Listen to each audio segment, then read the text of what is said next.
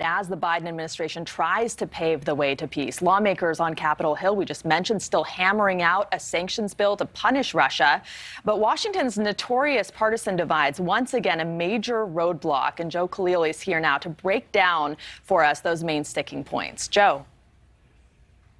Hey, good morning, Ruta Bay. Well, look, the concern, and you're hearing it in conversations on Capitol Hill, is in some part about the perception that Russia has of the U.S. government after the Senate has failed to pass what seem to be pretty popular sanctions against Russia. And the concern is that partisan gridlock, which we've seen all too much of these days, isn't just stopping Congress from getting things done, but it's also hampering the United States on a national security front. Listen to Senator Pat Leahy yesterday on the floor talking about a bill that would have just prevented a government shutdown. Here's what he said.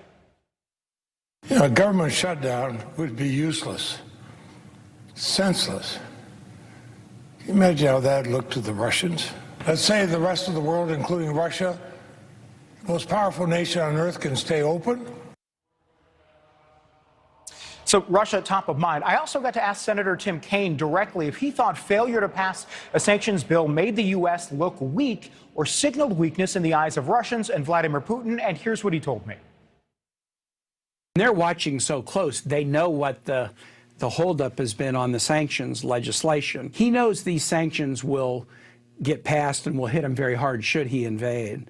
I would rather we had reached an agreement, but I don't think I don't think Putin or the Russians are in any doubt about what's going to happen should they invade.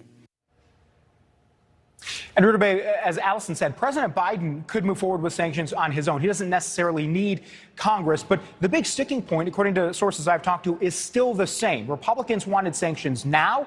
Democrats wanted to wait until after Russia were to invade and hit them with sanctions then. Presumably, if there is a Russian invasion into Ukraine, those differences disappear and everybody appears on the same page and ready to move forward with a sanctions package. Ruta Bay. And everyone hoping it's not going to get to that point. Joe, thank you.